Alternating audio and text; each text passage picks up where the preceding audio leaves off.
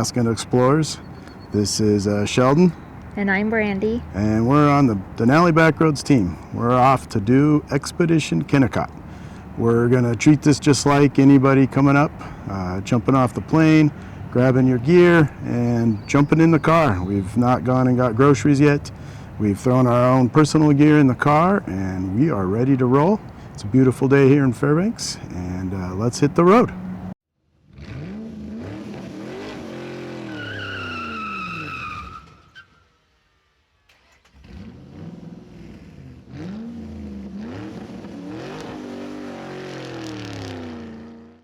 So Expedition Kennicott is, we're going to end up at Kennecott, McCarthy area. We are going to take the Richardson Highway to Delta, and then in Delta the road splits and keeps going on the Richardson or on the Alaska Highway. So we'll be on the Alaska Highway for a short distance to Tok, and then from there we'll take the Tok cutoff, which cuts over to Glen Allen and then south towards Chitina, McCarthy, and ultimately Kennecott. This trip is just really to kind of show what can be done if you are to rent one of the Denali Backroads vehicles. Everything's provided for you other than your personal items and food. So we're on our way to the grocery store to load up for the 4 days. There's several grocery stores in Fairbanks. We have a Fred Meyer's, Safeway, but outside of the bigger cities in Alaska are some grocery stores called Three Bears. These are our favorites. Very uniquely Alaskan store. We're going to take you with us through just to show the cool things that Three Bears has in it. We have kind of created a shopping list before we came, but we have no food up to this point, just like you would be getting off the airplane and getting in one of the rigs. So we'll take you on a trip with us through the grocery store, load up the refrigerator freezer, and we'll get on our trip.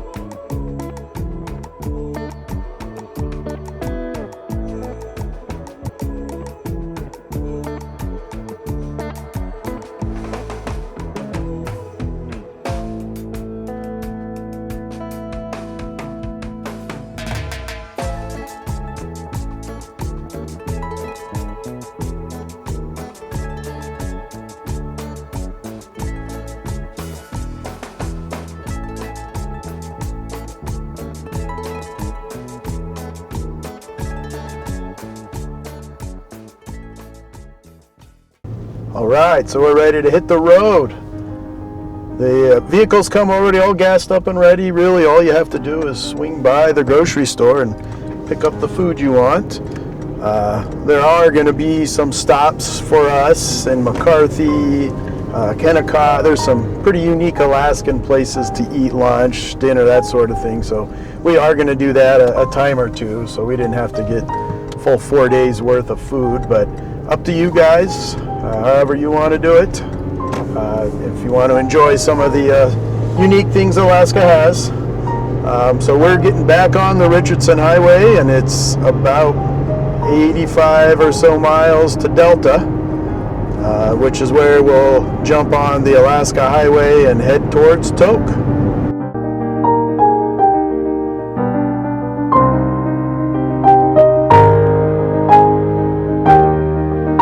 Like a little construction coming up ahead. That's something you'll see with Alaska, is a lot of road construction in the short summer season. So there will be places where there'll be pilot cars. You'll be sitting for a little while, usually no more than 5 or 10 minutes, but They do close traffic one direction, and so they have a pilot car that'll lead through. So that is a given on Alaskan roads during the summer, because there's only about 3 or 4 months to take care of all the work and maintenance that needs to be done for the year.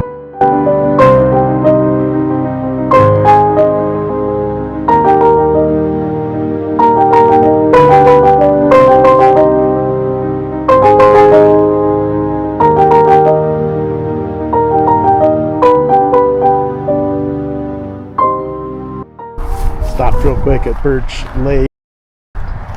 The ice literally just went out in the last week or so. So the last little bits of ice are slowly moving out.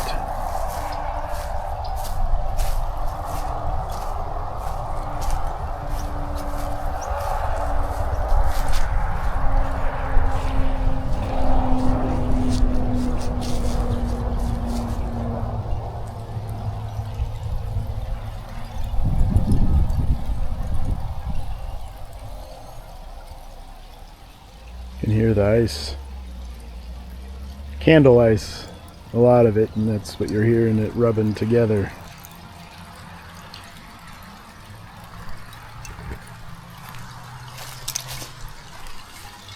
Listen to it. It's pretty cool.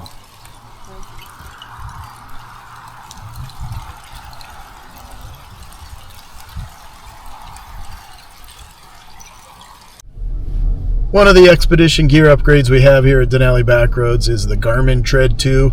This is a GPS that's made specifically for overland expeditions. Got a huge database of off-road trails, hiking trails, campgrounds, fishing, tons of stuff. You can actually look at the various map layers it has built in, satellite, the quads, driving. I mean, anything you really could think of. Avalanche, boat ramps, buildings, the burn zones, campgrounds. It's all built into this thing. You just pick which one you want and then click it, and it actually will show it on. We also have the Outdoor Maps Plus, which offers a lot of additional.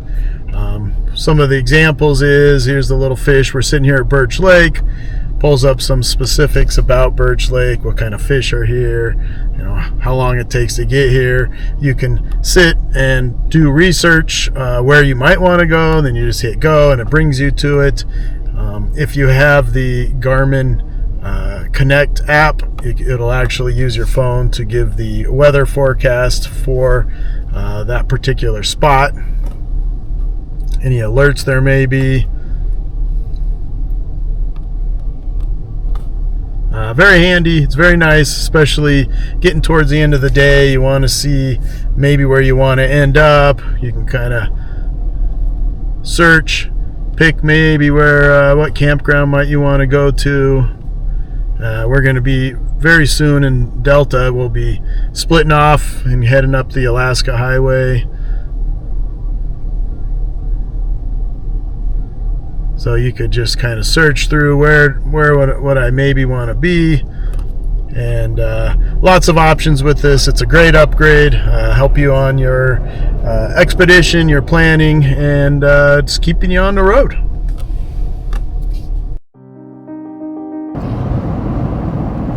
All right, we're pulling into Delta Junction, sometimes known as Big Delta. Fairly small community. It does have a Army base. And it is growing. The military's been doing more and more here. It's kind of a very important site for the military, just due to the closeness to Russia and defenses. Couple of grocery stores here. Another Three Bears is here. Actually just opened up last year. Got some big city amenities, subways, that sort of thing. That's all fairly new to Delta. It's also close to the Alaska mountain range. You see that off in the distance there. There's a lot of recreation out there, snow machining in the winter, some cabins, lots to do in the summers. So this is a pretty important place in the summer and winter for recreation. A lot of people pass through here. It's also the official end of the Alaska Highway, mile 1422. There's even a giant milepost monument where travelers celebrate finishing one of North America's legendary road trip. Locals historically nicknamed it the Windy City because powerful winds roar down the Delta River Valley. And also Delta is home to the massive 90,000-acre Delta Bison Sanctuary with a free-roaming herd of 500-plus bison.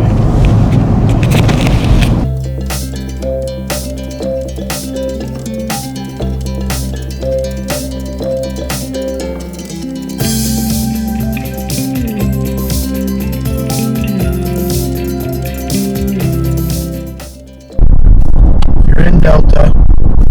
Coming through in the summertime, a definite stop is here in the Buffalo Diner. They got great food, lots of options. Man, it's a good place, you gotta try it.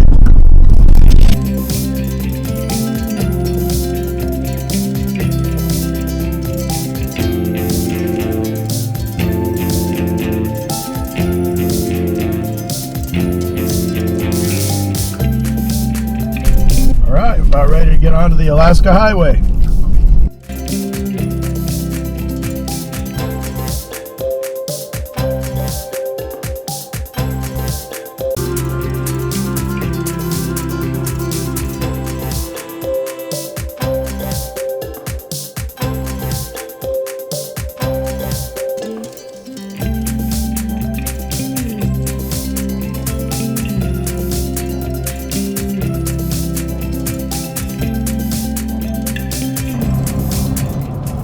All right, we're here in Tok.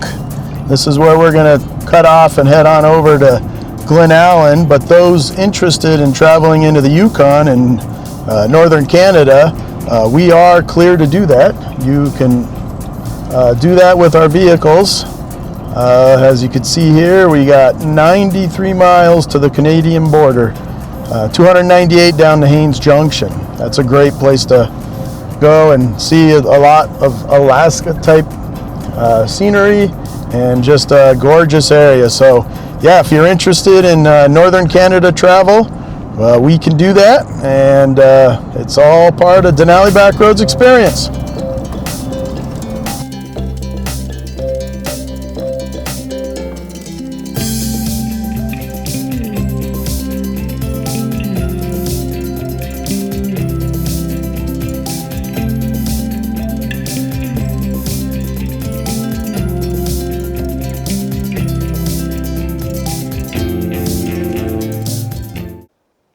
Hey, Denali Backroads here. Gonna go over another one of the add-ons. We have an air down, air up kit. We're actually on our way to the end of the Nabesna Road, and from here on out, about 40 miles of just dirt road. So airing down the tires actually helps with control, helps the ride quality. So we're gonna take the tires down a little bit. These things are actually set up to let precise amount down to about 26 PSI. Gonna give you better ride handling, better quality ride all around. And then when we come back out, we have the air pump that we'll go ahead and pump it back up. But for now, let's do just one of the tires to show. And then once we get them all four done, we'll check inside what the tire gauges see that it's set to the proper PSI. Basically, you just start it and then it'll just let out the precise amount.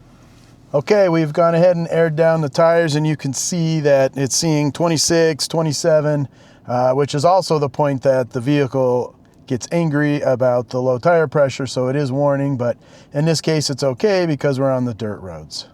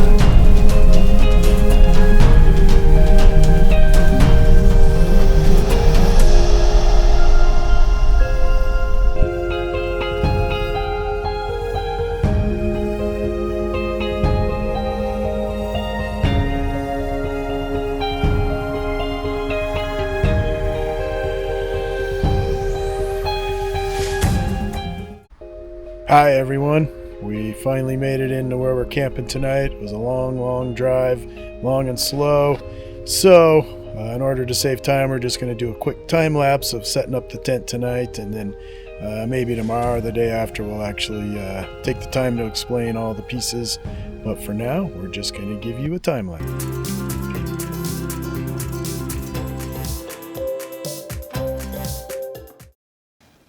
Hey, good morning. We slept in late today, which is just fine. We got in super late last night. Decided to stay in a campground. Really nice campground. A lot of the national park campgrounds in Alaska are free year-round, and this one was one of those. It got cold last night. Got down to 28 degrees. You could still see some of the snow in the back. They are a few weeks behind us in Fairbanks. It's already greened up in Fairbanks. They haven't even started here. So, getting ready to make up a little bit of breakfast. Brandy's gonna put some stuff together, and then we're gonna get packed up and get moving on to Kennecott. That's tonight's stop. All right, we're back and breakfast is made. Remember, this was everything that came with the car, as well as stopping by the grocery store on the way here. So breakfast is served. Enjoy. All right, breakfast is over. Now we're going to clean up. Our cutting board transformed into the kitchen sink, and everything here, the scrub brush and the soap and the wash rag, all comes with the Denali Backroads kit.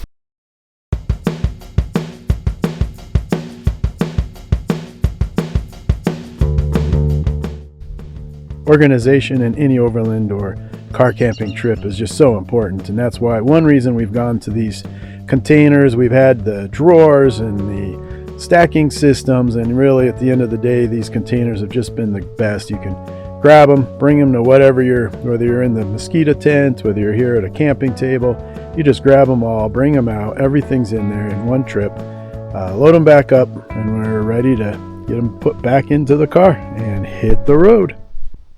All right, all loaded up and ready to go. We do want to mention a leave no trace principles. We always take several walks around the campsite, make sure it's left in same or better condition than when we got here. All trash, everything needs to be picked up. If it's a campground, then disposed of in the proper containers. If not, keep it in the car until you get somewhere where you can dispose of it.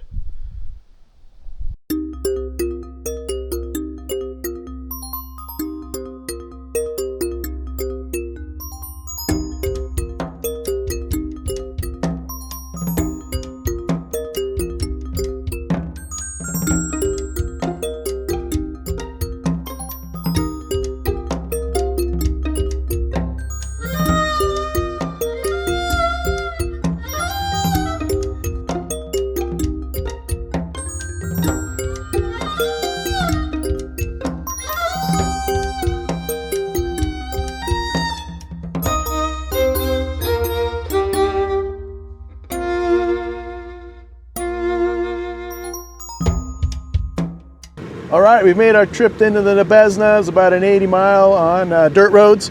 We're ready to air back up as we're getting back onto the blacktop. All you got to do that is plug into the 12 volt in the vehicle. If you plug into the one on the dashboard, you can actually just stick it through both doors and hit both with the same plug-in. And then we just bump up our pressure we want to set to 32 and hit go. Let the compressor do its job. All right, all aired back up and we're ready to hit the roads, and you could just do a double check from the vehicle that it sees 32 in all four tires, and it does. So we're hitting the road.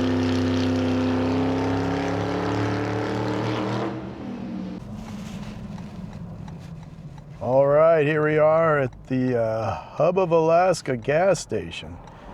Pretty large gas station for Alaska, and kind of the intersection of many different routes. You can get to the Alaska Highway from here up to Fairbanks to Anchorage. It's kind of it's the hub, and that's what they call it.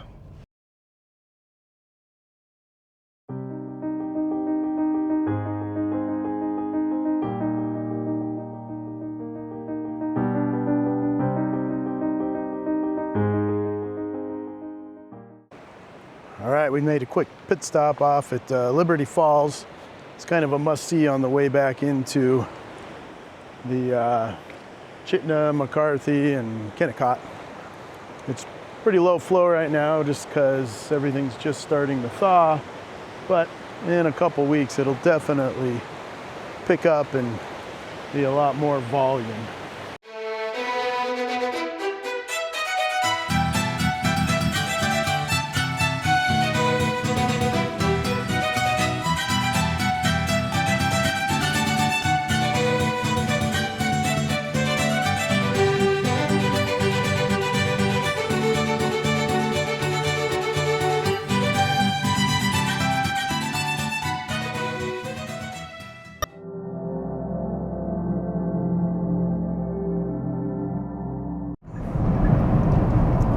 All right, we're just getting ready to go through Chitina. Chitina becomes kind of the sockeye or red salmon mecca of Alaska. June, July, part of August. Lots of reds move through. It's a subsistence use fishery open to all Alaska residents and only Alaska residents. You're allowed to take reds based on the number of people in your family. You get 15 for head of household and 10 for each other member, so you can stock it away for the winter time. The sockeyes, in my opinion, are one of the best eating salmon there are, and a lot of people share that. It's a great subsistence use.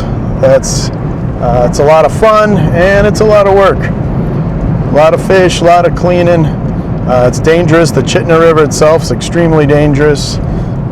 People die often. They hang off cliffs from winches attached to their four-wheelers, and it's pretty crazy. It's a sight to see for sure if you happen to be down here during those times. July is kind of the peak run time. So yep, if you're coming through around that time, it's something to stop and take a look at.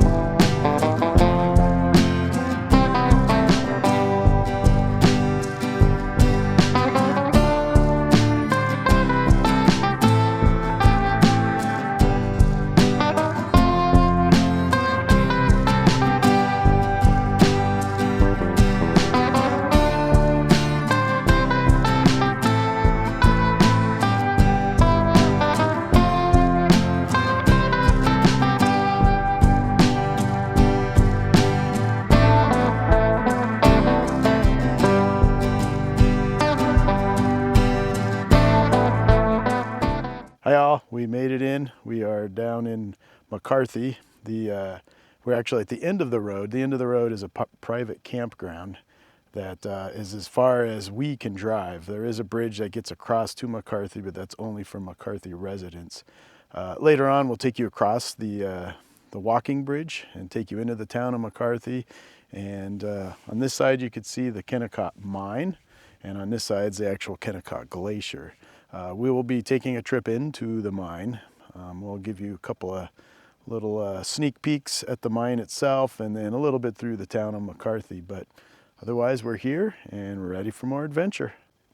Hello, tonight I'm going to show you how to open up the iCamper and set it all up. So, first of all, if you open this door, it's easier to get up here and open it. So you're going to unlock these first, and then you're going to just lift this up, and it should go by itself.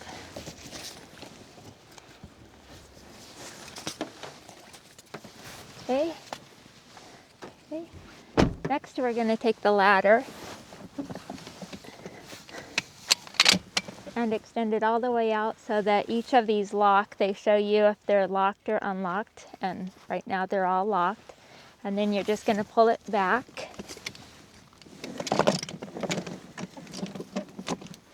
Okay, and then you're going to make it so that the platform is flat. So you're going to start down here and you're going to unlock it and then pull it up and see how that looks. Oops. And that looks good. So next we're going to go up here. Oops. And right here there's a zipper pocket, and you're going to get out the 2-wire hole. They have some orange tape on them, and one is going to go right here, and the other one is going to go on the other side, which is right over here. Okay, then we're going to go up here.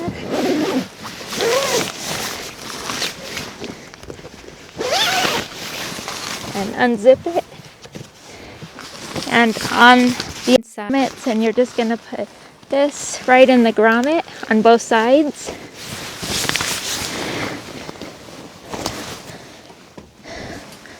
Oops.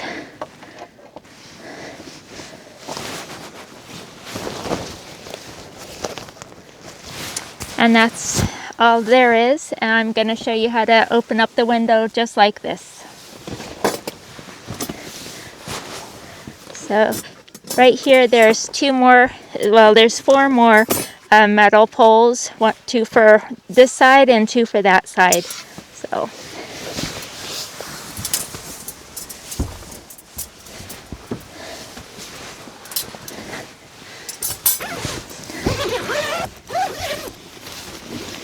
okay, so you just unzip the window and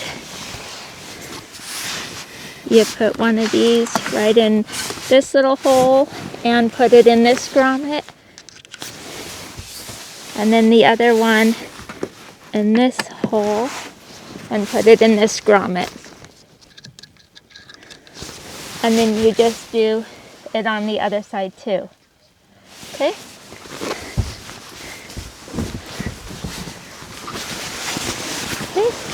And then in here we have 2 mattresses, and you just pull the smaller one on this side.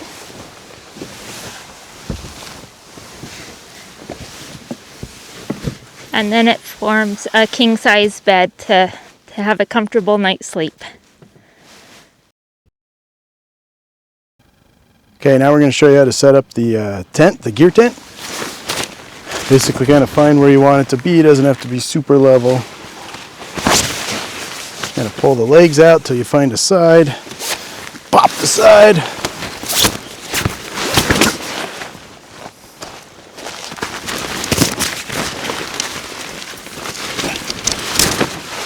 And we just work your way around, popping the sides up.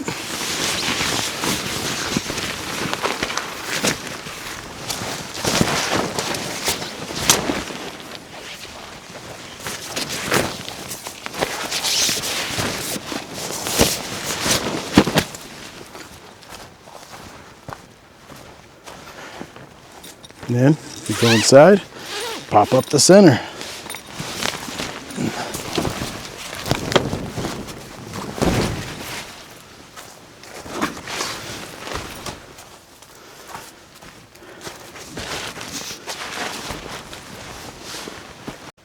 Okay, and then once you have it in the location you want, then you just grab the stake bag, the hammer, and you go in and start staking down each corner. It's basically a stake and a large fender washer.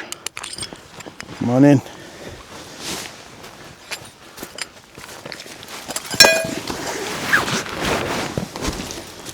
Find the large grommet, pound it in. This might be hard ground to do it, but you get it as far as you can. And then basically just do that all the way around. Okay, once we got all the stakes in, all that's left to do is to pop these poles out, flip them down, and then they have their own little grommet patch at the bottom here, and then you just run up and put them in the Velcro. And that's it. There's one on each side. All right, we've got the tent up. We've got the wind panels on the side where the wind was coming from, and we've got everything moved in. This is why we put everything in crates. It's just easy to take them, put them inside. If the bugs were bad, I could go ahead and zip it closed, and we'd be bug free. So the wind picked up quite a bit. We went ahead and put the rest of the wind panels all the way around. And another thing you can do is it's got this skirt here. You can get big rocks, put it all along the skirt. It actually helps to pin it down as well as just keep it a lot steadier when the wind goes. Good morning. One of my favorite add-ons on a chilly morning is a hot chocolate add-on. And what it comes with is hot chocolate made in Alaska, a mug, and 2 Yeti shot glasses, a frother, and some marshmallows if you'd like, and a hand towel just to clean up messes, and also a chocolate bar that is made in Alaska. This one is the Alaska birch syrup toffee one, and we have a lot of varieties that you could have in your hot chocolate add-on. But anyways, this is a good add-on for chilly mornings. Well, another trailside breakfast. Hard to beat a breakfast in the Alaskan outdoors.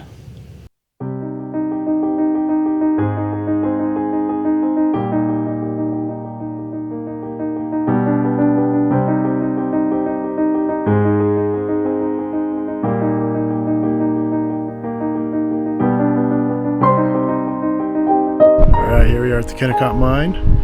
We'll take you through a quick tour as we walk through.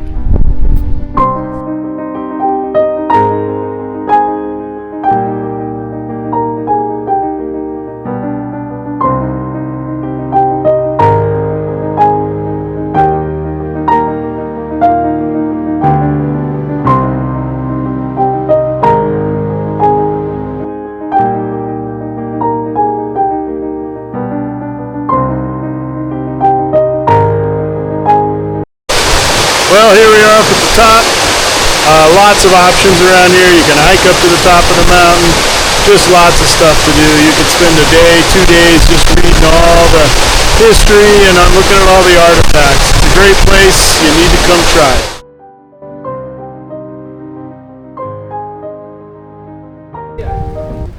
There's a whole bunch of stuff we can do here. You can go on tours down on the glacier. They have tours getting ready to leave right behind us right now.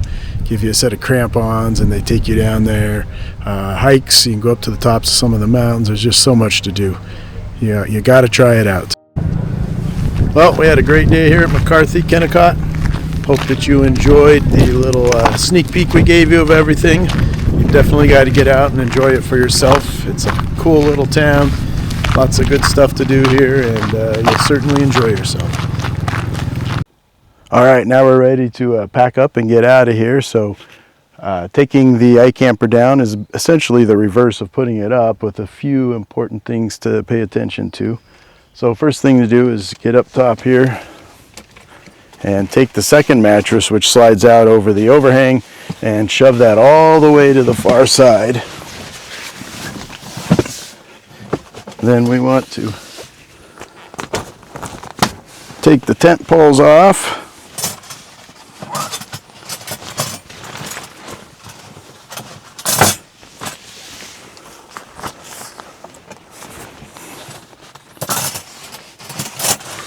Zip that bag closed.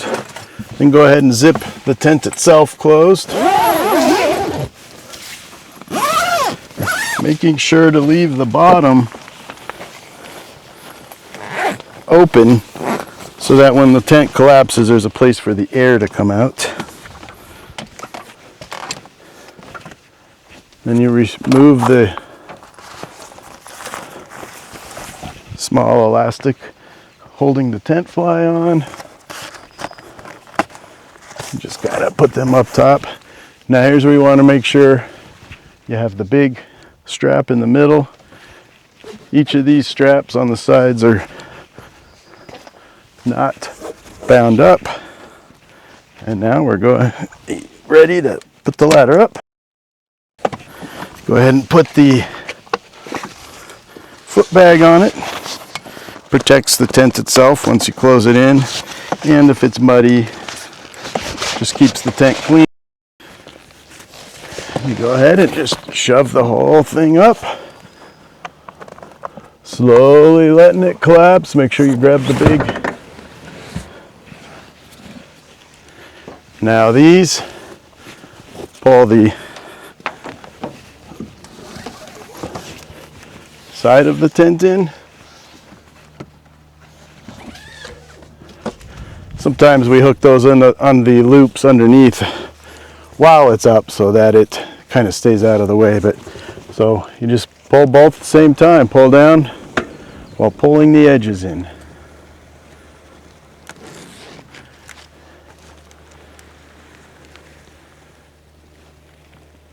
And once it's just about collapsed, you want to go around the back, look at the front.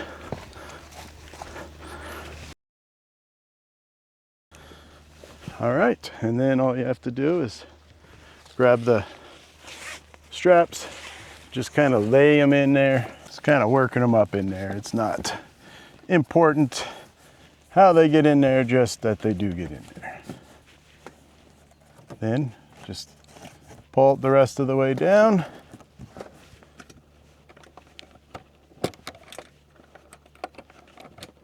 Loop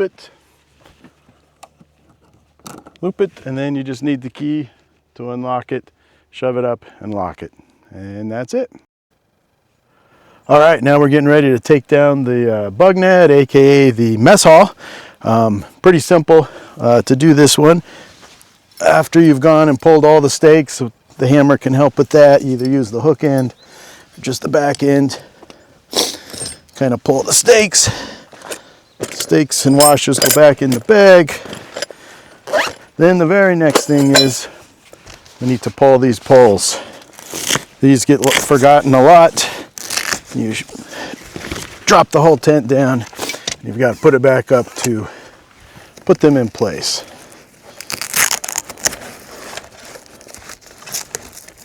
Two straps on each side.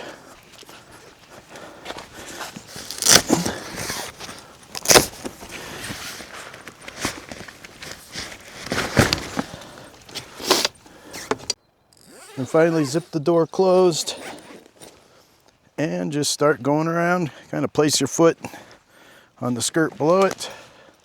Just walk around and let it collapse.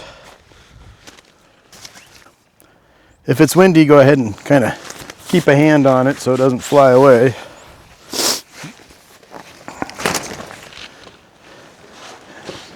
And just gently step in and push the top down. Then just slowly go around, gather up each set.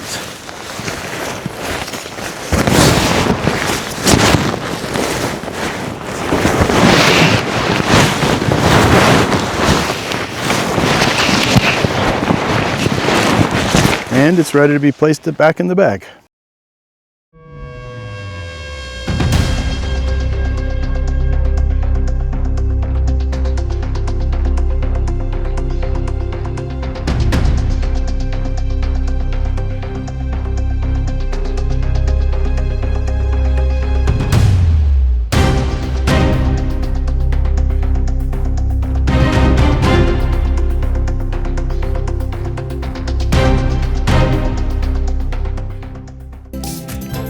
right, we're at the Wrangell St. Elias Visitor Center. This is a must-see if you're down this way. It's got a lot of good info, and then on the back side there's a great viewing station where you can actually see all the big mountains, and it points them out and you can look through in a telescope. All right, here's the visitor center, the little village. Several buildings with facts and history, and definitely worth checking out and spending some time here.